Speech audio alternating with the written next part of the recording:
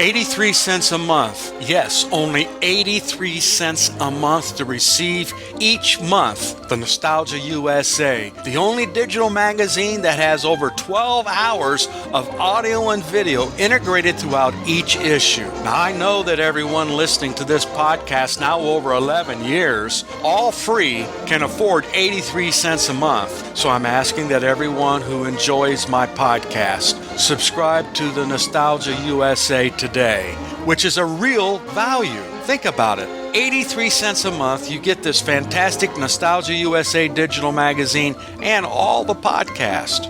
What a deal. Go to oldtimeradiodvd.com today to subscribe. Guaranteed you'll be glad you did. Let's now join our featured presentation. We present Dracula.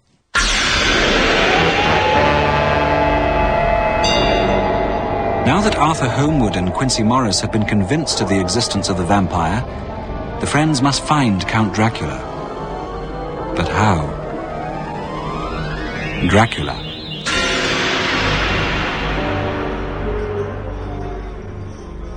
John, you must listen to me. We must do something. We must act. I know what we should do. I know it is important, but after what we did with that thing, I can see her still writhing and thrashing and foaming blood all over her coffin, and do you think cutting her head from... We both work with people who are damaged in the mind. We know enough, Professor. We know what can happen. I feel sick every time I think of it. I just want to get on with my work. Very well. I will have to hunt down this Count Dracula on my own. Maybe Madame Harker and her so helpful husband will help me. Oh, damn you, sir! Damn you. Of course I will help you, but don't think I want any part of... I see her still with her mouth at that child's throat. So. A cheerful task for you before I go away. Yes. I go to Paddington, and you come also. Very well. And Quincy? Oh, still in the country with Arthur. He too is not yet recovered. So, we work together again, John.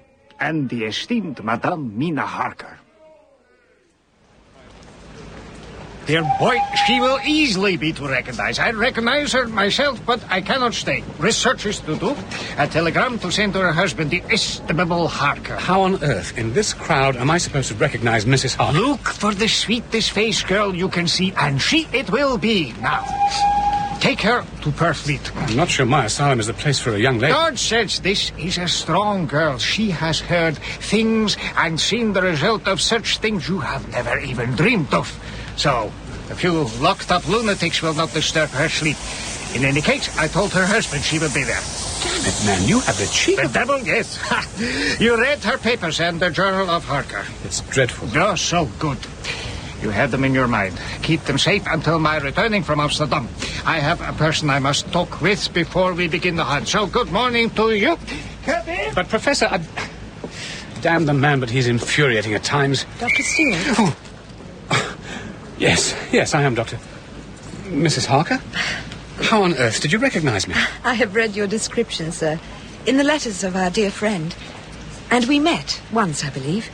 Though the circumstances gave you eyes only for one person, I am sure. It was in Whitby. Ah, yes. Has marriage changed me so much? No, not at all. Come, we ought to go to my home. I believe your husband has been telegraphed? Professor Van Helsing is a determined man, isn't he? Strange to be riding through these lanes, past hawthorn and cornfields, and to have such dark things over us. I pray that it can be beaten. I have every faith in the Professor, Mrs. Harker. He said you, too, kept a record. May I read it, as you have read mine? It is not exactly pleasant reading, Mrs. Harker, but of course. Is Mrs. Harker down yet, sir? She is reading. We can wait. I'm late, I'm sorry. No, please. We'll have dinner now, Hoskins. Very good, sir. Dr. Stewart, I didn't know what to expect when I read you. I was most moved by the distress you suffered, sir. Oh, I'm sorry if what I wrote upset you. I was saddened, sir, because it showed me how much you have grieved. The anguish of your heart, your very soul is there for all to understand. Well, we have things to do now. Bury our grief in action, eh? Your husband... Is already working for the professor. Checking records, papers, reports. He is going to Whitby to follow some correspondence between his firm and the lawyers acting for the Count in some matter. Is he fit enough? We owe it to dear Lucy. We owe it to all the others in danger, to ourselves even, to get some peace. Nothing, sir, nothing, Mr. Acker. The late master kept a very close hand on some matters, sir. This was one of them. These overseas transactions were a mystery to me, sir. Half in French, half in German, a few in good old English. We need to find any papers relating to Count Dracula, Pensnip. Any file, any paper, letter, bill, any receipt, any note. There was one thing, sir.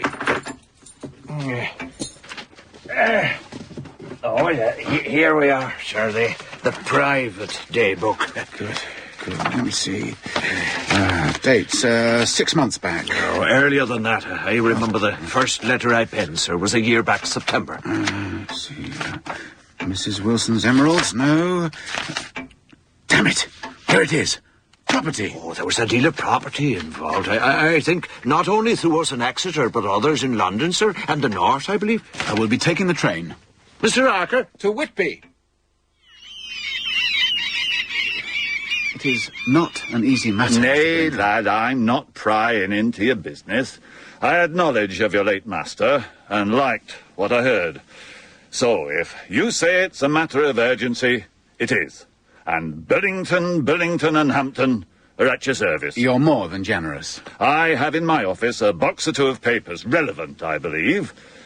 I must admit some of the letters are a mite strange. We thought as much in our office, too. You met him, then, this, Count Dracula person? I met him, yes. Very well, Mr. Arker. Mum's the word, I see. No, sir, no need between colleagues, of course. I see here that the cargo the Count arranged for was billed as 50 cases of common earth to be used for experimental purposes. 50 cases? Aye, it was a lot, I know. And main heavy they were, too, by all accounts. The ship they came on? Strange business, that. I think you'd best talk to the harbour master, Billy Dawson. You'll find him in the Mariners, on the quayside. And you can tell him Percy Billington sent you on. You've been most generous, Mr. Billington. You seem agitated, sir, about the business.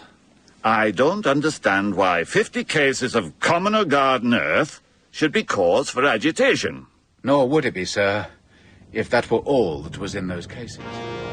I was lashed to the wheel, Mr. Arker. And his face, I swear, I never do have to see such a face again on any man, alive or dead. He looked to have seen the bottom of hell. And the cases? Released to customs and excise as they should be, and gone on their way. Not sorry neither. On their way? Ask Johnny Griggs at the station. Station master should know what go through his place, I'd think. Now, you said something about a pint. I did, and so you shall. A pint of best over here, if you please. Cases come to my notice when the carter brung 'em down. Where were they bound? Well, I noticed it because the porters grumbled so as they shifted 'em. I thought then they'll need to pay a price to shift 'em on, London. Carter Patterson for most. They'll know where they went after that. Glad to be shut of them, that's the truth. After they was all stacked in the wagon, one of the men said, "Rum do all that. Rum do. Sort of chill in the air." You could ask in London office of Carter Patterson, sir.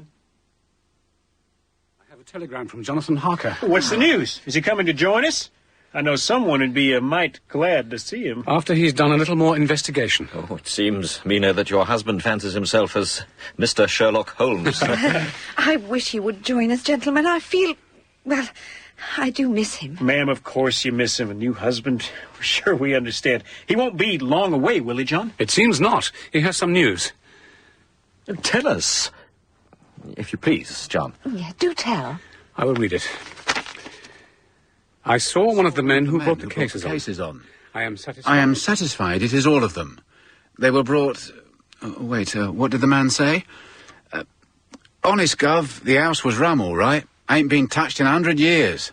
Dust so thick you might have slept in it and not hurt your bones none. You might have smelled old Jerusalem in it. The old chapel. Took the cake. A chapel? Yes, a chapel. Where, you may ask? Well, tell us. In the house beyond the wall of this asylum. There, we are neighbors. Do you have all the papers, Mina? More reading is not exactly my style, you know. I have made copies for all of you, and Professor Van Helsing begged you all to take the time to read them so that you were all aware of the situation. Even the American man of action, he said. What a lucky fellow her husband is. I think we had best begin our task, Quincy, before the good professor arrives. When are we going to take a look-see at the house next door? I mean, if we know there were boxes brought from the ship, we should take a look at least. Surely. John said he'd look into that, so I think we may have some, what would you call it, action this evening. I never was one to sit and read when the action began. So, let's get to this. My God. What have we got here? What do we have here? Welcome to my house. Horrors, my friend. Welcome. Count Dracula? I am Dracula. Please! Damn it. There's a man there in the shadow with a bag.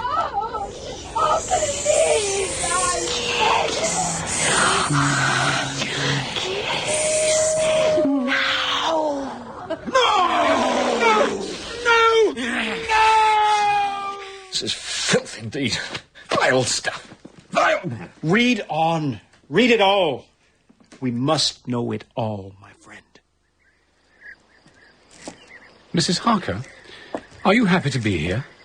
I am happy to be with the friends of dear Lucy, yes. I shall be happier when my husband joins me. Ah, yes. But this garden is a peaceful place. Yes. Those patients we permit some liberty love it. I should think the calm of it good for their poor minds. I had a favour to ask you. Ask it. I wanted to see your patient, Mr. Renfield. When I was copying your diary, the entries about him interested me so much. May I? I have to warn you, he is not used to ladies, Mrs. Harker. I am not used to lunatics, Dr. Seward. Very well. Shall we go to him now? Renfield? Renfield, a lady would like to see you. A friend of mine, Mrs. Harker. Why? Well, she is in the house and wants to see everyone in it. Oh, very well. Let her come in. Let the lady come in. Mina, be careful. He will see you, but if you feel for a moment uneasy, get to the door, and I will make sure you can get out. Now, don't be afraid. I am not afraid, John. Not at all. Come.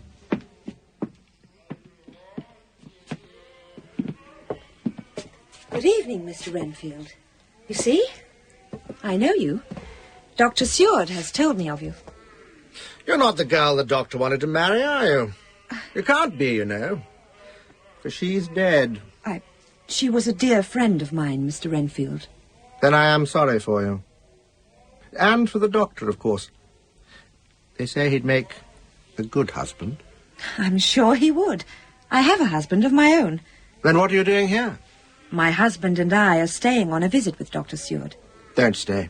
But why ever not? Renfield, how did you know I wanted to marry? What an asinine question. I don't see that at all, Mr. Renfield.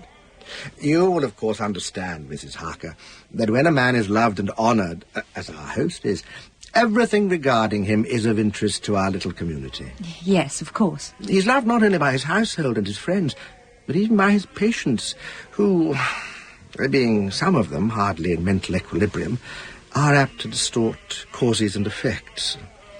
Since I have been myself the inhabitant of a lunatic asylum, I cannot but notice that the sophistic tendencies of some of its inmates lean towards the error of non causa and ignoratio elenchi. Professor Van Helsing, you're expected, sir. I am aware of it, my friend. Dr. Stewart is at home? Him and the others, and the lady. Ah, so. I can find my way up to the house. I thank you. Good night, sir. He will tell you I used to fancy that life was a perpetual and positive entity, and that by consuming a multitude of live things one might infinitely prolong life. He will tell you I even tried to take a human life. No, I cannot believe that. You must. The doctor here was the man. I believed I could strengthen my vital powers by the assimilation of his blood. For the blood is the life. True, Doctor? True. But Mrs. Harker may be upset by Mrs. this. Harker should hear me. She should. I have heard you, Mr. Renfield. With great interest, sir. I hope I may see you often, under auspices pleasanter to yourself. Well then, goodbye, my dear. I pray God I may never see your sweet face again. May he bless you and keep you. We are fortunate gentlemen to have among us a lady of such talents. Madame Mina is not only to act as our secretary and to write out the records of our proceeding as she has. You have read them all? Yes. Good. Mr. Harker, you did famous work in finding the route taken by those cargoes from the Count. We are all pledged to destroy the evil they bring with them. Absolutely. This is no part for a woman. No. Oh. No, Mina, my dear child, even if not harmed, her heart may fail in so much and so many horrors. I know what these dangers are, sir. I wrote the records, copied the diaries, heard my dear husband. My shame. Oh, no, my dear, no shame. No shame indeed. I would not expose you, Mina, dear girl, to any further dangers, and tomorrow I must ask that you take no more part in the matter. Yes. So, final act for you. Make record of this meeting, if you please. Not more jawing, man. Let's be doing something. We know the house next door is empty, apart from this cargo of crates of earth. So, let's go look-see. Always the American way, eh? Jump with the feet open and eyes shut, as you say. Let me tell you some things. Vampires do exist. Even had we not proofs from our own experiences, the teaching of the past tell us so. I could never believe until the proofs were as thunder in my ears. Alas, they do not die once they sting, but sting and grow more and more power. A vampire is strong as 20 men, cunning more than mortal, for it grows by ages. He have the power of necromancy and is a devil without a heart. He may direct the elements, storm and fog and wind, and can command rats and owl and bat. He can grow and become small. Sometimes he vanish and come unknown. It is a terrible task we undertake. We have to destroy them. We must. Sure. If it exists, we can destroy it. If we fail, then our fate is to be as him, foul things in the night, a blot on the face of God's sunshine. I'm old, and those days of sunshine and roses are behind me. They are to come for you yet. If we fail, remember, we will be as dear Lucy was, with no dear friend to release us. I am with you, Professor Van Helsing. Mina and I are both with you, sir. Count me in. Let's get to it. I'm with you, of course. For dear Lucy's sake. Can we count on me? Good. Good. He lives on blood. He cannot die by the passing of time. They can grow younger if the blood be young. He throws no shadow and has no reflection. A wolf he may be, or a bat, as you saw him, Madame Mina. Yes. He can come on moon rays like dust and reassemble himself as whole man as he likes. He can see in the dark. Does he have anything going against him? As far as I understand the question, yes. He may not enter anywhere unless someone of the household bid him. Then he may come and go as he please. He can only cross running water at slack or full of the tide. There is a legend in Hun literature, and Slav also, that say he hate garlic and also the crucifix. A branch of wild rose on his coffin may keep him there. A stake through him and the head cut off. Oh, no, to cut off the head will give him peace. So, we find, we destroy. Yes. This one we hunt, is from the researches I have done and through my friend Arminius of Budapest, is Voivode Dracula. Say, come on. Get to it, please. To point, yeah. Indeed. We trace each box and then deal with each and every one. So, this night we can begin. Madame Mina, please, now, you have done enough when you have written up the report of this meeting. By tomorrow, much may have been achieved. So, we will wish you good night. Good night, Mrs. Harper. Good night, Mrs. Harper. Don't be afraid for us, my dear. So like men to assume I can just go to my bed and sleep while you all... Oh, very well. Dear Jonathan, take care and know I love you. Good night. Excuse me, gentlemen. Yes? Sir, Dr. Seward, I have a message for you, sir. We are very busy at the moment, Adams. Renfield begged me to ask for 2 minutes of your time, sir. He is very insistent, sir. Upset, it seems. You must go to him, John, of course. I'd like to come along, see the man again. I've read so much about him. Yes, very well. We shall come to him.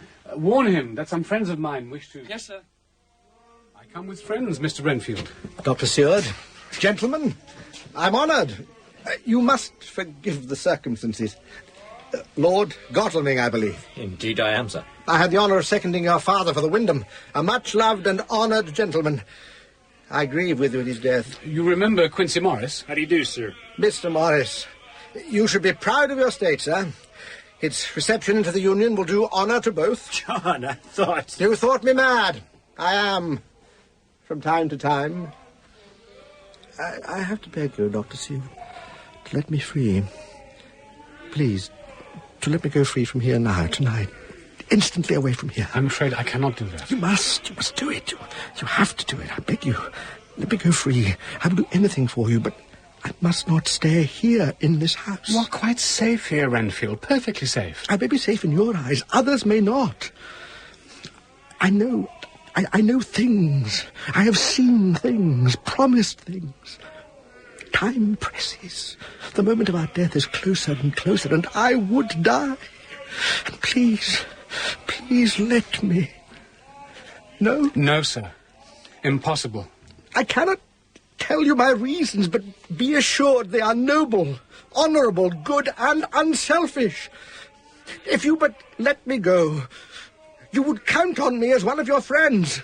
If you but knew why. Tell me the reason. Tell me the true reason, and I undertake Dr. Seward will let you go. Professor. I have nothing to say. I'm not my own master in the matter. If I am refused, then the end of my responsibility lies there. Come, my friends, I'm sorry, Renfield. I entreat you. Send me keepers with whips, chains, manacle me, straight-jacket me, bind me with irons. By all you hold sacred, I beg you from the depths of my soul.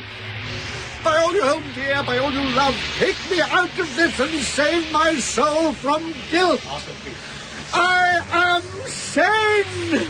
I'm no lunatic in a mad fit. I'm a sane man fighting for his very soul. Professor, now, please. Let me go. Let me go. Let me go. Let me go. Let me go. Then do me the justice to remember I did try to convince you tonight.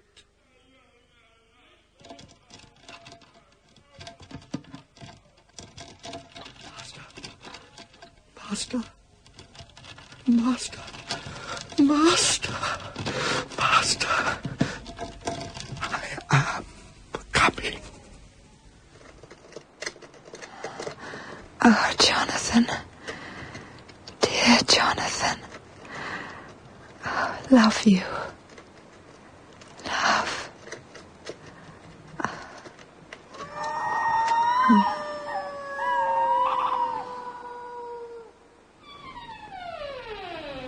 Imanus tuas domine. Good. Very good. Now we go forward together. No separatings. Damned if I'd like to go off alone. It has the feel of the tomb about it. Indeed, it is just so. A tomb. A temporary resting place. Now come, keep the crucifix I gave each of you about your neck and the flowers of garlic, however they smelled.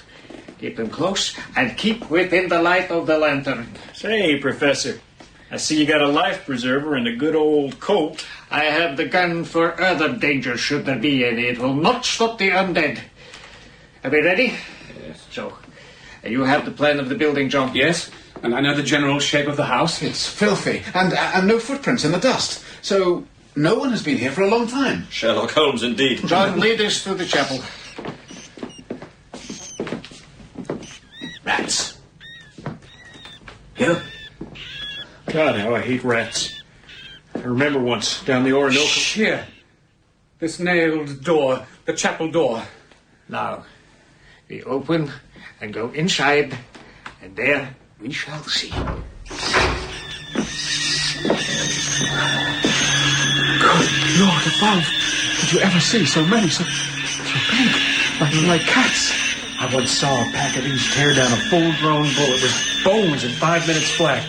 We must, above all, we must count the boxes left here. So, hurry, hurry! Here! They're here! The smell reminds me. I don't want to get any closer.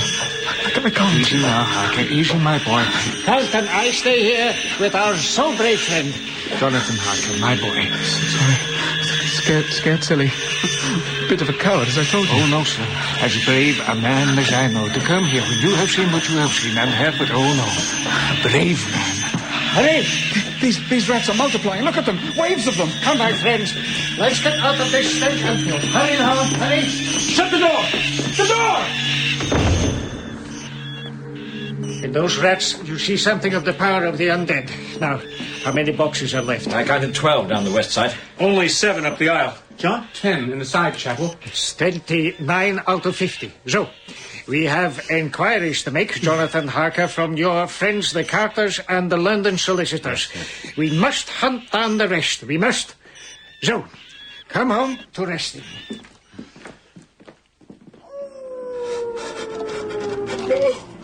No, please. Master. Master, please. Come to the window. Yes. Eyes. Red eyes in a dark mist. Show me. Show me like you used to show me. Send me flies to eat. And birds. Blood. Show me. Oh, yes. Rats. Thousands of lives. And cats, too. And I like pale people. People with blood in them. Blood. And life in each of them. Promise me, Master.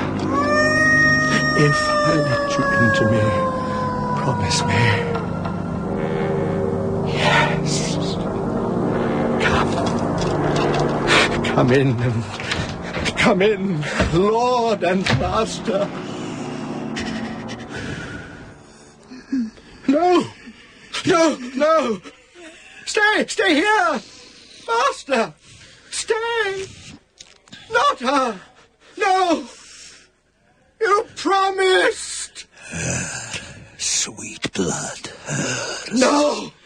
I must stop you! Master! You begged me to come in, my friends.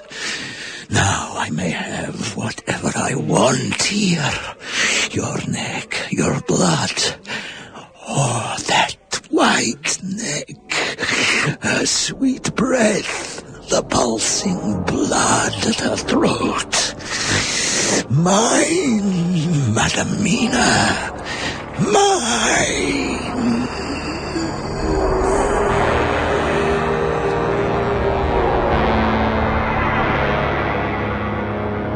In episode 6 of Dracula, written by Bram Stoker and adapted for radio by Nick McCarty, the cast was as follows. Van Helsing was played by Finlay Welsh, Dr. Seawood by Peter Blythe, Mina by Phyllis Logan, and Jonathan Harker by Bernard Holly. Pensniff was played by John Shedden, Billington by Raymond Ross, Old Billy by Ronnie Aitken and Quincy by Paul Burchard. Arthur Homewood was played by Crawford Logan, Renfield by David McHale, and Adams by Tom Smith, with a guest star appearance by Frederick Yeager as Count Dracula. Other parts were played by members of the cast. The theme and incidental music was composed and created by Malcolm Clarke in the BBC Radiophonic Workshop. The producer in our Edinburgh studios was Hamish Wilson.